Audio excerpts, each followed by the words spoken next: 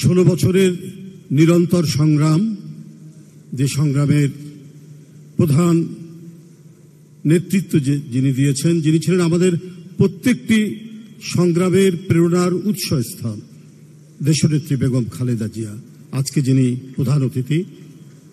আর এরপরে তাকে যখন কারাগারে নিয়ে যাওয়া হলো এক মিথ্যা, অসত্য, বানোয়াট মামলায়, দলের যিনি হাল ধরেছেন, দলের ভারপ্রাপ্ত চেয়ারম্যান জনাব তারেক রহমান, আজকের 36 দিন ব্যাপী কর্মসূচির যিনি উদ্বোধক, দলের মহাসচিব সহ জাতীয় নেতৃবৃন্দ, এতক্ষণ ধরে শহীদ পরিবারের যারা সদস্য, বাবা, মা, ভাই বোনদের বক্তব্য আপনারা শুনেছেন। আপনাদের সকলকে ধন্যবাদ জানাচ্ছি। আমি ধন্যবাদ জানাচ্ছি এখানে যারা উপস্থিত হয়েছেন, বিএনপির জাতীয় স্থায়ী কমিটির সদস্য সহ বিএনপির জাতীয় নির্বাহী কমিটি, উপদেষ্টা মণ্ডলী এবং সমমনা দল, বন্ধু দল, 12 দলীয় জোটের সকল নেতৃবৃন্দ যারা এখানে বক্তব্য রেখেছেন, সকলকে আমি আজকের এই জুলাই আগস্ট গণ অভ্যুত্থান শোক এবং বিজয়ের বর্ষপূর্তির পালন কমিটির পক্ষ থেকে আপনাদেরকে আন্তরিক শুভেচ্ছা জানাচ্ছি।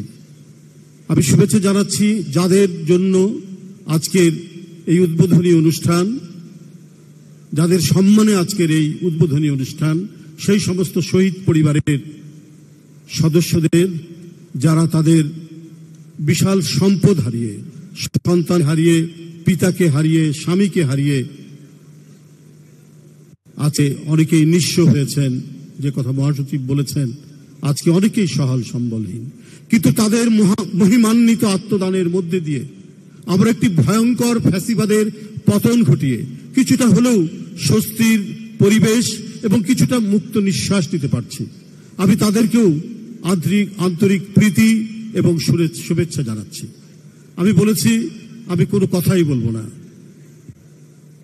এই জুলাই আন্দোলন শুরুর সময় থেকেই অত্যন্ত তাগিদের মধ্যে ছিলাম। তাগিদটা হচ্ছে আমাদের দলের ভারপ্রাপ্ত চেয়ারম্যান, প্রতিক্ষণে তিনি টেলিফোন করছেন এবং বলছেন এই ছাত্রদের আন্দোলনে কিভাবে সবাইকে সম্পৃক্ত করা যায়, এবং প্রায় দিন ভার্চুয়াল প্রেস ব্রিফিং করে দলের বক্তব্যগুলো দিতে দিতে প্রথম যখন দলীয় কর্মসূচি দাও যে বিএনপি প্রত্যক্ষভাবে এখন প্রতিটা কর্মসূচির মধ্যে অংশগ্রহণ করবে এবং ছাত্রদের এবং জনতার এই আন্দোলনের সাথে পূর্ণ সংহতি জানিয়ে একটি কর্মসূচি 19 জুলাই যেদিন দেওয়া হলো, সেদিন আমি গ্রেপ্তার হয়ে গেলাম।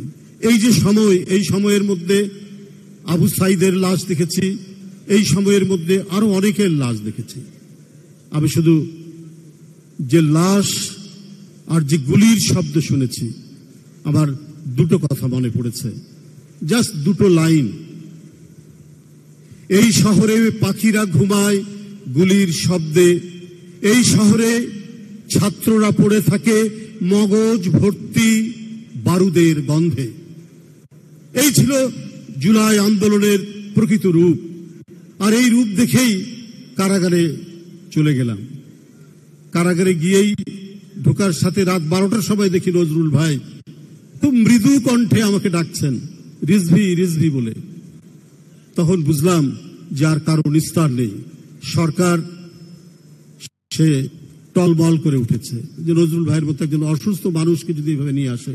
এরপরে তো একের পর এক ওইদিকে অনেককেই ওই মানে ডিবির হাজত ঘরের মধ্যে অনেককেই পাচ্ছে প্রতিদিন। সবার নাম বললে অনেকক্ষণ সময় চলে যাবে, যাই হোক আমি এই নামগুলো বলতে চাই না। আমি শুধু শেষে একটি কথা বলতে চাই, গণতন্ত্রে আলোচনা থাকবে, সমালোচনা থাকবে, গণতন্ত্রে ভিন্ন মত থাকবে, একে অপরকে আমরা কঠোর সমালোচনাও করব। এটা গণতন্ত্রের একটা অন্যতম বৈশিষ্ট্য। কিন্তু গণতন্ত্র এটা যেমন বৈশিষ্ট্য, কিন্তু রাষ্ট্রীয় গণতন্ত্র এবং সমাজে গণতন্ত্র শক্তিশালী হয় পারস্পরিক সহযোগিতার মধ্যে দিয়ে। তো সুতরাং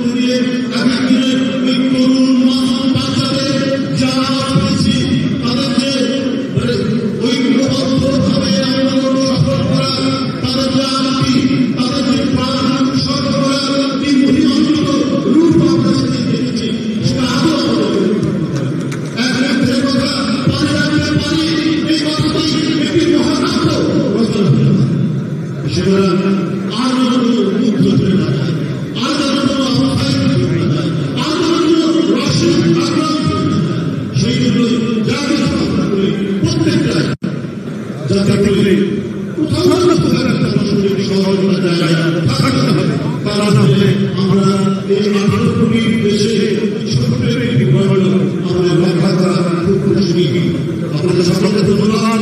প্রত্যেকের সহযোগিতা করছেন, প্রত্যেকের আন্তরিকতার মধ্যে দিয়ে আজকের এই যে 36 ব্যাপী এই অনুষ্ঠানটির উদ্বোধনের অভ্যাগত অতিথিদেরকে আবারও আন্তরিক প্রীতি শুভেচ্ছা জানিয়ে আমি আমার বক্তব্য শেষ করছি। এরপরে আমাদের প্রধান অতিথি এবং দলের ভারপ্রাপ্ত প্রধান অতিথি দেশনেত্রী বেগম খালেদা জিয়া, দলের চেয়ারপারসন এবং ভারপ্রাপ্ত চেয়ারম্যান জনাব তারেক রহমান তার বক্তব্য রাখবেন।